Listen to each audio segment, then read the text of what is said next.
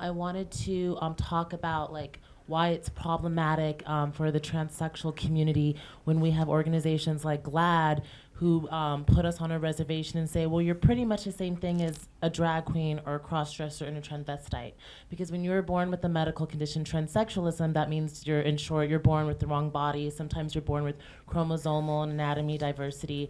And you know, perception is different than intention. And so it's problematic to non-LGBT people, non-transsexual people, when we have organizations like GLAAD saying, well, you're pretty much the same thing as RuPaul's Drag Race, because it makes a mockery out of our lives. So my question is to people in the transsexual community who are speaking for us, like, I feel like we need to stop being spokespeople for, you know, the transgender reservation umbrella ideology, and we need to be honest, because insurance companies and healthcare companies are taking advantage of this miseducation and saying, oh, well, it's cosmetic and optional that you need medical treatment because, you know, drag queens and cross-dressers don't need surgeries, so why should we give you guys money for surgeries too? So what is your, just so to clarify your question? I'm almost done. And so so I just think, you know, I'm just wondering, when are we going to move away from like the dishonest, you know, let's throw 10 different minorities onto a transgender reservation and totally misgender people with transsexualism? Like, when are we going to take a stand and be like, we want our medical rights, please? Thank you. I guess from my own experience, speaking for myself, I never felt as if I had a medical condition. That's just me. I don't, you know, I agree with RuPaul that, you know, we're born and then everything else is drag, what we put onto our bodies and who we are. I say I'm a trans woman. I represent myself.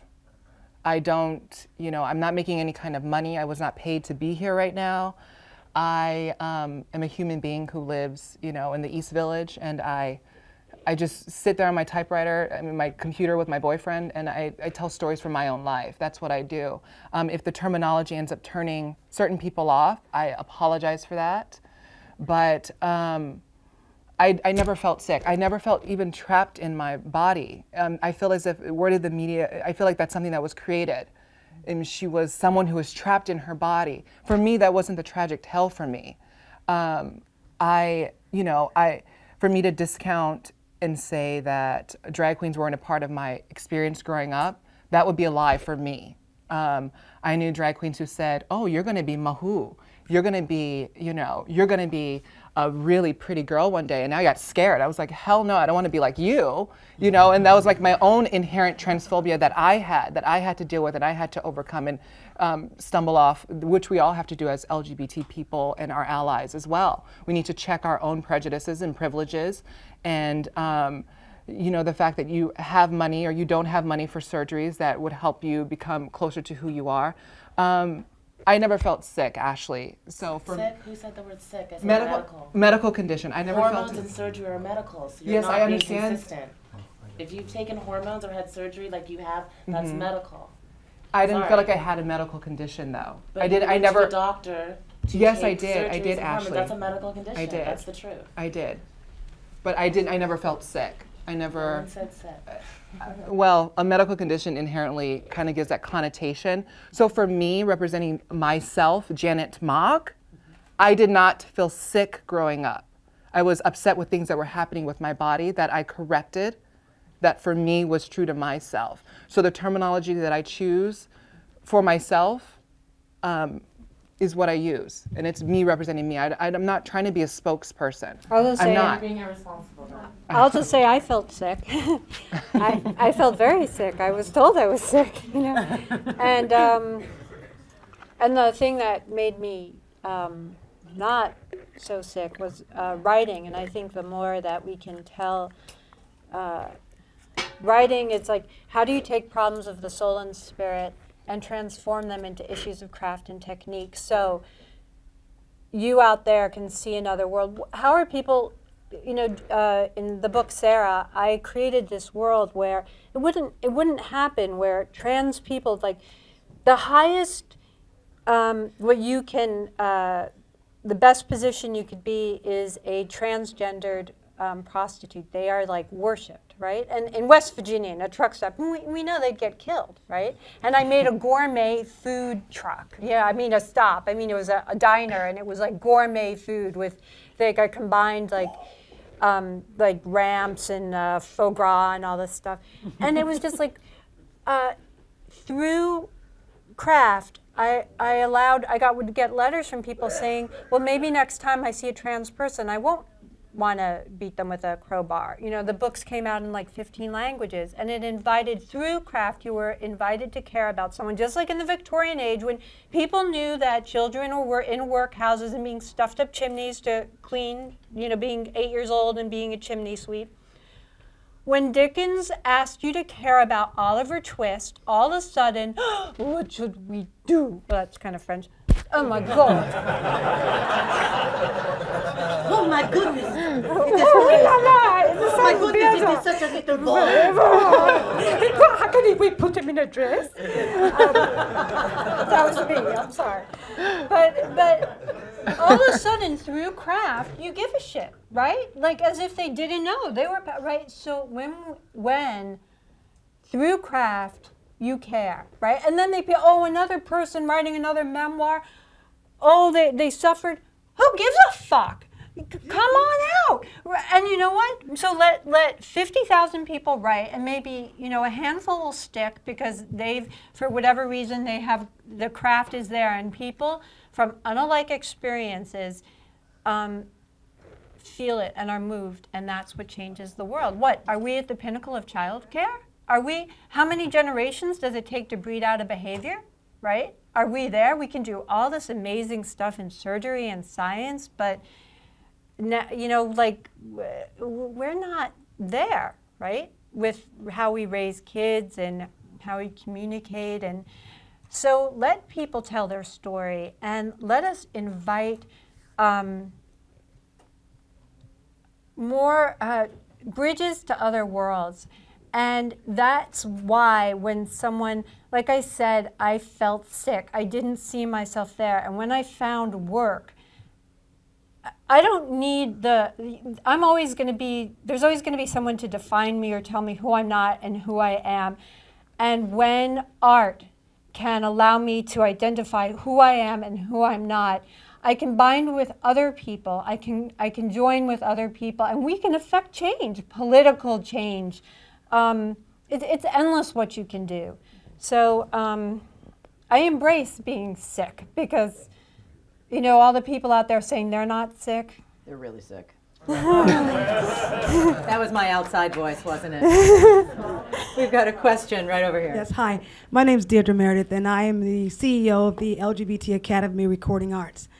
My question more is about how do you see this LGBT movement politically becoming more of a diverse front, and not necessarily be, we spoke earlier in the earlier session about the fact that maybe we don't want to continue to be the little kid that keeps knocking on the door and saying, give me some more and give me some more.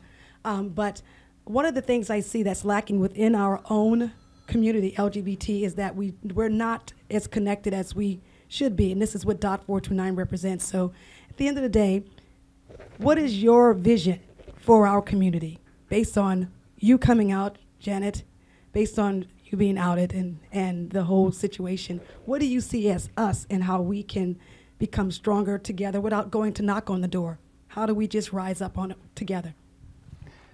I think specifically for just the trans community is to kind of support one another.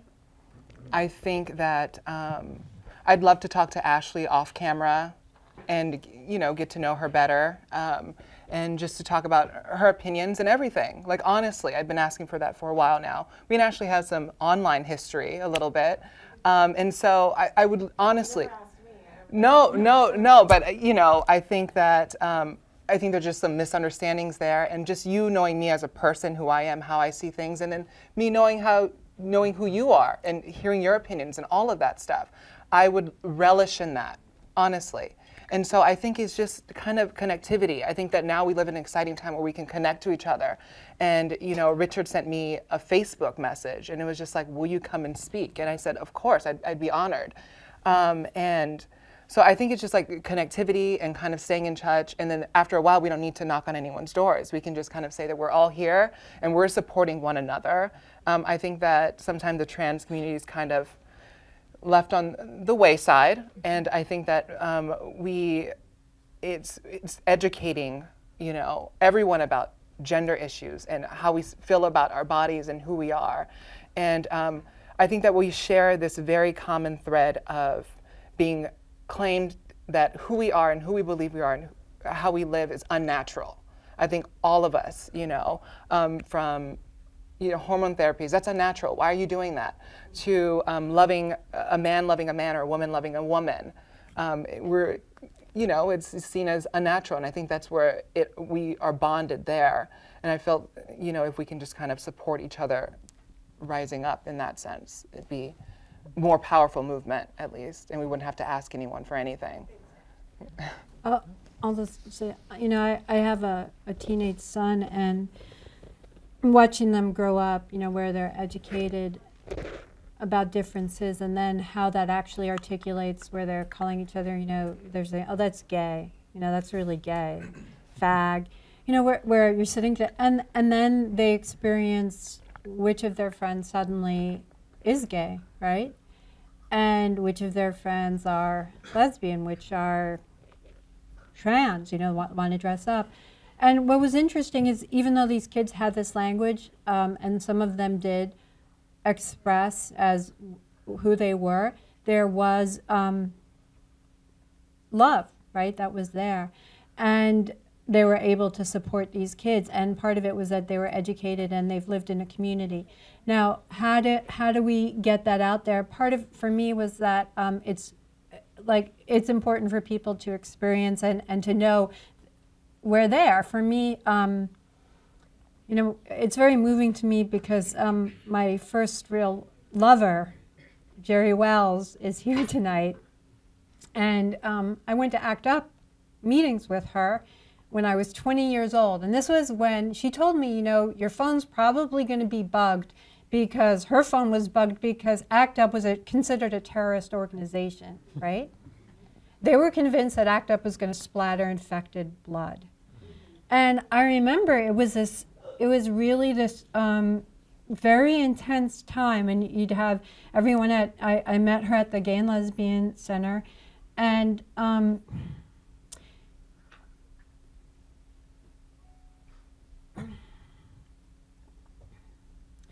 how do you